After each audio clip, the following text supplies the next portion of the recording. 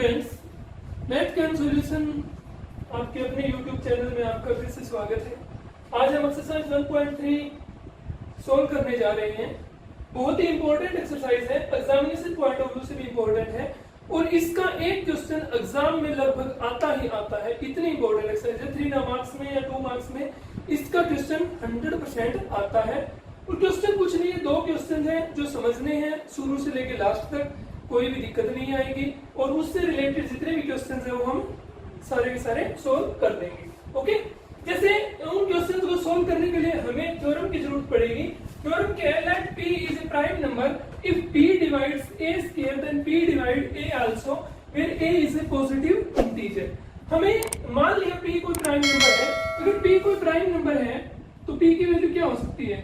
2, 3, 5, 7, 11 etcetera. अब कहते हैं p डिवाइड a स्क्वायर, और जहां पे a क्या है? पॉजिटिव इंटीजर, इसके स्क्वायर को p डिवाइड करता है। p कोई भी नंबर हो सकता है, p मान लिया कोई 5 है और वो a स्क्वायर को डिवाइड करता है। a स्क्वायर मतलब इंटीजर का स्क्वायर। अब इंटीजर के स्क्वायर क्या होते हैं? 1 का स्क्वायर 1 होता है, 2 का स्क्वायर 4 होता है, 3 का स्क्वायर 9 होता है।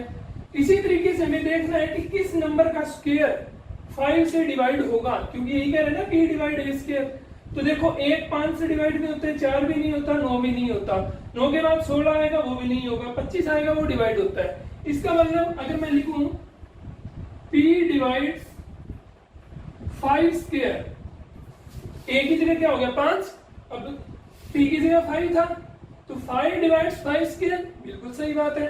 देन 5 डिवाइड्स 5 आल्सो, a को भी तो डिवाइड करेगा, 5 को डिवाइड करेगा। तो ये थ्योरम आप किसी भी नंबर पे लगाओ, मान लो 3 ले लेते हैं, 3 के लिए हम 9 लेते हैं, तो 3 डिवाइड्स 3 का स्क्वायर लेंगे तो 3 डिवाइड्स 3 आल्सो। अब 9 के बाद मान लो कोई और आती है, इसके बाद 16 आएगी, 25 आएगा, 36 आएगा। 3 मान लो हम 36 ले लेते हैं तो 3 डिवाइड्स 6 का स्क्वायर होगा ना 36, a की जगह हमने 6 ले लिया तो a का स्क्वायर 3 6 के स्क्वायर को डिवाइड करेगा, तो 3 डिवाइड्स a क्या है यहाँ पे 6 को भी तो 3 डिवाइड करता है। इसका मतलब ये हमारी थ्योरम है जो हमें रिजल्ट प्रूव करने में बहुत इंपॉर्टेंट है, बहुत काम आने वाली है कि p is a prime number and p divides a square then p divides a also where a is a positive integer. Okay, बहुत इंपॉर्टेंट रिजल्ट है। नेक्स्ट एग्जांपल है हमारे पास कि prove that √2 is an irrational number. बहुत important question है कि √2 एक इररेशनल नंबर है, हमें प्रूव करना है। आप इसके √2 की जगह √p भी ले सकते हो, जहां पे p is a prime number, यानी इस p की जगह कोई भी वैल्यू हो, √2 हो, √3 हो, 3 के बाद 5, √5 के बाद 7 के बाद 11, इन सारे नंबर के √2 के बाद भी जो प्राइम आएंगे, इन सारे नंबर के √2 क्या है कि इररेशनल नंबर है, ये हमें प्रूव करना है। ये एक ही क्वेश्चन समझना है हमें, और इस एक क्वेश्चन को करने के बाद वो सारे क्वेश्चन ऑटोमेटिक निकल जाएंगे। ओके, ध्यान से समझना है, लास्ट तक समझना है। कोई भी चीज ना समझ में आए तो आप दोबारा से पूछ सकते हो। ओके, अब इस क्वेश्चन को हम प्रूव करेंगे कॉन्ट्राडिक्शन की हेल्प से। कॉन्ट्राडिक्शन क्या होता है बेटा? कॉन्ट्राडिक्शन एक ऐसी चीज होती है कि हम पहले मान के चलेंगे कि √2 एक इररेशनल नंबर होने की बजाय एक रैशनल नंबर है, और लास्ट में जाके हम प्रूव कर देंगे कि हमने जो माना था कि √2 एक रैशनल नंबर है वो हमने गलत मान लिया था। That's wrong prediction. So √2 is not a rational number, so √2 is A irrational number. Okay, तो इसी प्रोसेस को हम सोल्व करने जा रहे हैं। सबसे पहले हम लेट क्या करेंगे, √2 एक इररेशनल नंबर ना होने की बजाय √2 एक रैशनल नंबर है। Let √2 is a rational number. अब अगर √2 इज एक रैशनल नंबर है तो रैशनल नंबर किस फॉर्म में लिखा जाता है बेटा? हम √2 को क्या लिख सकते हैं? p बटा q के फॉर्म में लिख सकते हैं, क्योंकि जो भी रैशनल नंबर है वो p बटा q होते हैं। और जब कंडीशंस क्या होती हैं, q not equal to 0 and p and q are integers. यहाँ पे एक कंडीशन और साथ में लेनी है, वो क्या लेनी है कि p and q are coprime. Coprime मैं आपको पहले वीडियो में बता चुका हूं। कोप्राइम कौन से नंबर होते हैं? वो 2 नंबर होते हैं जिनके बीच में HCF 1 हो, यानी उनके बीच में कोई भी कॉमन फैक्टर 1 न हो। ये बहुत इंपॉर्टेंट चीज है, क्योंकि इसी के ऊपर हमारा थ्योरम का जो प्रूफ है वो टिका हुआ है। हम लास्ट में यही प्रूव करेंगे कि हमारे जो P और Q हमने को प्राइम माने हैं ना, वो को प्राइम वास्तव में नहीं है, उनके बीच में कुछ ना कुछ कॉमन है। तो वहीं से हम प्रूव करेंगे कि √2 हमारा रैशनल होने की बजाय इरैशनल नंबर है। ओके, तो ये चीज जरूर लिखनी है आपको कि √2 equal to P/Q, Q not equal to 0, P and Q are integers, और ये मस्ट है कि P and Q are coprime. Okay, अब हम क्या करते हैं, इसके बाई में 1 लिख के इनको क्रॉस मल्टीप्लाई कर देते हैं। क्रॉस मल्टीप्लाई करेंगे क्या होगा, √2 Q इक्वल टू P। √2 आ गया, √2 हटाने का बेटा एक ही इलाज है, वो क्या है, स्केयरिंग बोथ साइड। हम करेंगे स्केयरिंग बोथ साइड, दोनों साइड स्केयर कर दो। ये क्या होगा, √2Q का square is equal to P का स्केयर। अब √2Q का स्केयर, दोनों का अलग अलग √2 होगा, √2 का स्केयर करेंगे क्या होगा, 2Q का स्केयर क्या होगा, Q स्केयर।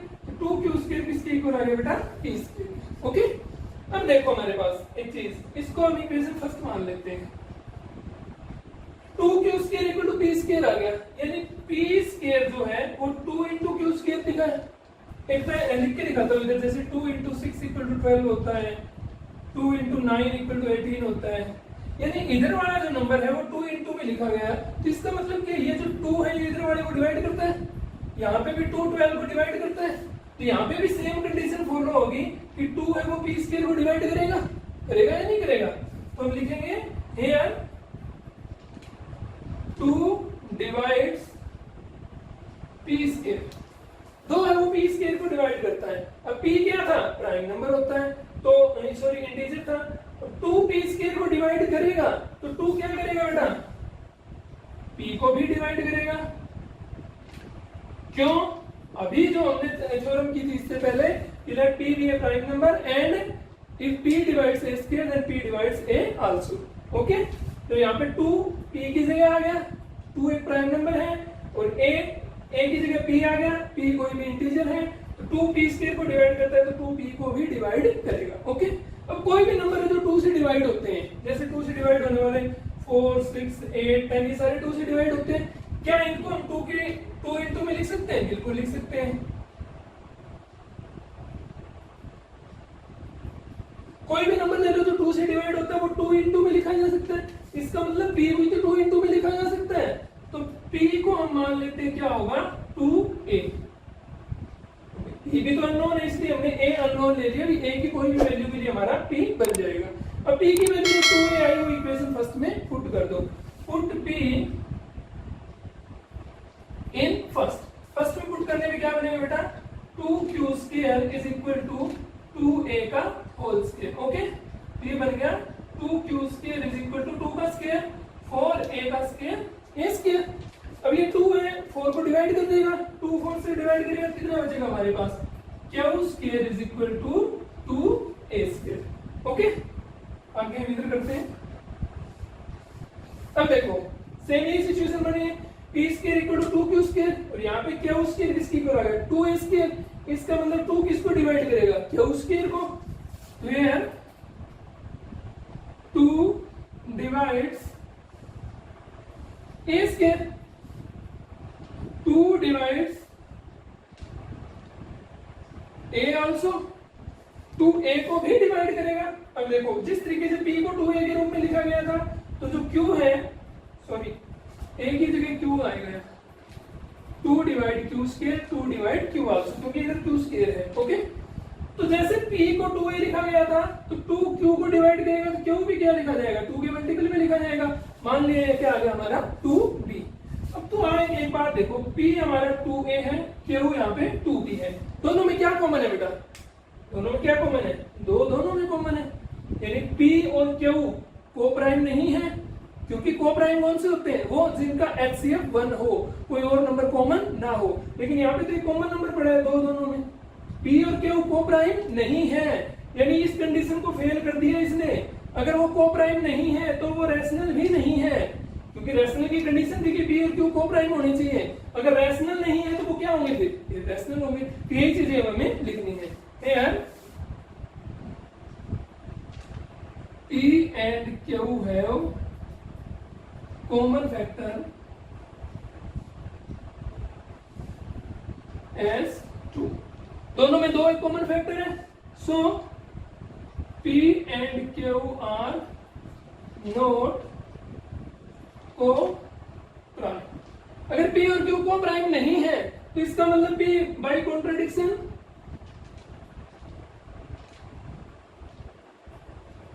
कॉन्ट्रडिक्शन क्या होगा, √2 इज ए इर्रेशनल नंबर,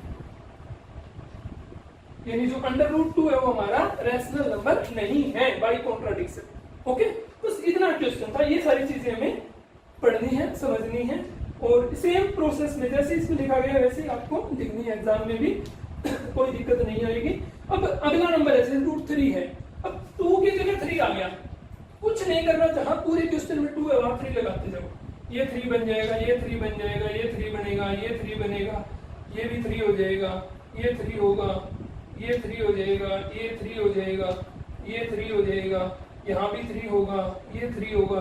अब ये स्क्वायर कर रहे थे, 2 का स्क्वायर 4 आ रहा था, तो 3 का स्क्वायर क्या आएगा, 9 आएगा, ये 3 हो जाएगा, यहाँ पे ये 3 होगा, ये 3 होगा, ये 3 होगा, ये 3 होगा, और लास्ट में ये भी 3 हो जाएगा।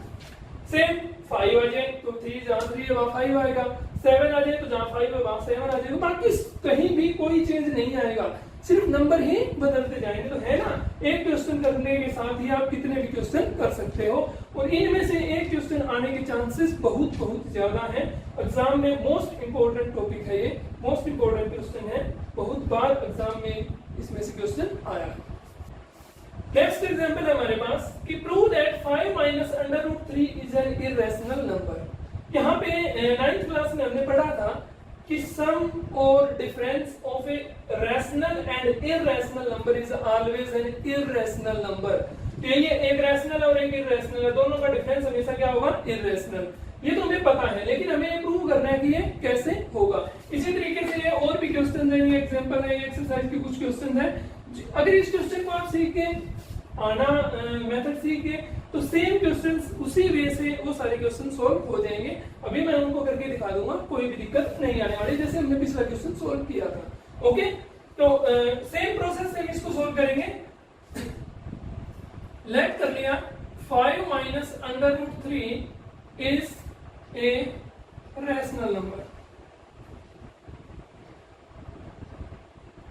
लेट अस सपोज 5 माइनस √3 एक रैशनल नंबर है। ओके, अगर रैशनल है तो सेम वही प्रोसेस, रैशनल नंबर किस फॉर्म में लिखा जाएगा, P बाई Q में, जहां पे कंडीशन क्या होती है, Q not equal to 0, P and Q are integer. ठीक है बेटा, P और Q हमारे पास क्या है, इंटीजर है।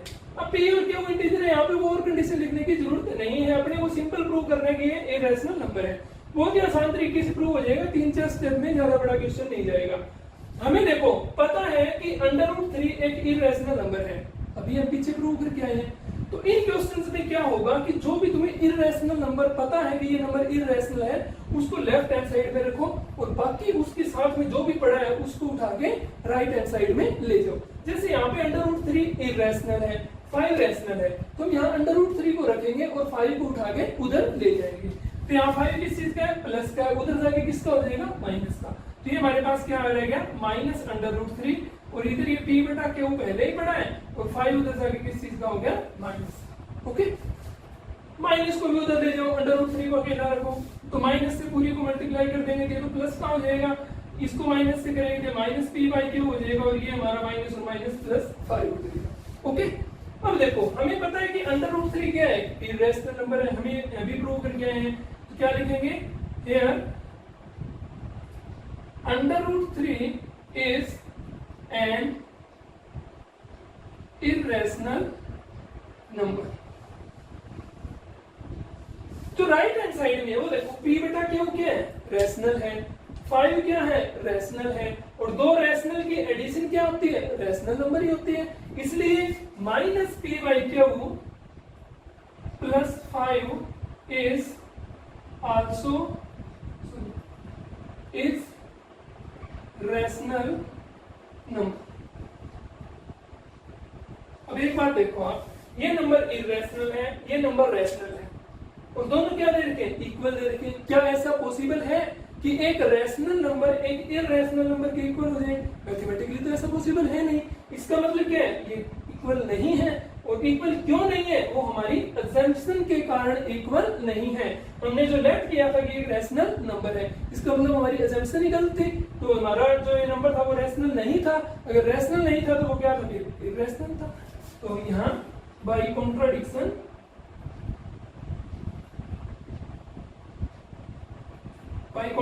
क्या होगा बेटा, 5 माइनस √3 इज एन इरेशनल। बाकी सभी क्वेश्चंस में भी इसी तरीके से कर रहे हैं। जैसे अगला क्वेश्चन है 3√2, तो ये इसकी जगह क्या आ जाएगा, 3√2 आ जाएगा। यहाँ मान लो 3√2 आ गया, तो ये 3√2 आएगा, तो यहाँ क्या रखेंगे, √2 इधर रख लेंगे। और ये 3 इसके क्या था, मल्टीप्लाई में था, उधर जाके क्या आ जाएगा, डिवाइड में। और ये -5 तो हट जाएगा क्योंकि वो इसके साथ था इसलिए उधर गया था। तो हमारे पास स्टेटमेंट क्या बचेगी, √2 = p/3। अब यहाँ पे भाई √2 यहाँ लिख देंगे, इरेशनल नंबर और p/3 क्या हो जाएगा, रैशनल नंबर है। कॉन्ट्राडिक्शन से 3 √2 क्या हो जाएगा, इरेशनल नंबर हो जाएगा। सेम इसमें देख लो, 3 + √2√5 को हम क्या लेंगे, p/q लेंगे। हमें इधर इरेशनल को रखना है, यानी √5 को, तो बाकी सारे उठा के उधर ले जाओ। सबसे पहले क्या उठ के जाएगा, 3 उठ के जाएगा, 3 को उधर ले जाओ, तो यहाँ क्या आएगा, 2 √5, ये p/q - 3। अभी हमें यहाँ पे अकेला इरेशनल रखना है, तो 2 और बड़ा है, 2 को उठा के और उधर ले जाओ, तो 2 यहाँ पे क्या आ जाएगा, यहाँ मल्टीप्लाई है, उधर आगे डिवाइड में। तो ये √5 अब इक्वल टू p/2 इधर आएगा, 2q माइनस 3 के नीचे भी 2 आएगा, क्योंकि इधर दो नंबर हो गए ना, 2 डिवाइड में जाएगा तो वो दोनों के साथ में जाएगा। तो √2 किसकी इक्वल होगा, p/2q - 3/2। तो अब यहाँ पे लिख देंगे √5 एक इरेशनल नंबर है और p/2q - 3/2 एक रैशनल नंबर है। कॉन्ट्राडिक्शन से वो जो 3 + 2 √5 होगा एक इरेशनल नंबर हो जाएगा। बिल्कुल सेम प्रोसेस है, 1/√2 कर सकते हो, 7√5 कर सकते हो, 6 + √2 कर सकते हो, कोई भी दिक्कत नहीं आनी चाहिए। अगर कोई भी दिक्कत आती है तो आप कमेंट बॉक्स में बता सकते हैं, और अगर सॉल्व हो जाए तो भी क्वेश्चन आप कमेंट बॉक्स में बता सकते हैं। Okay, thank you.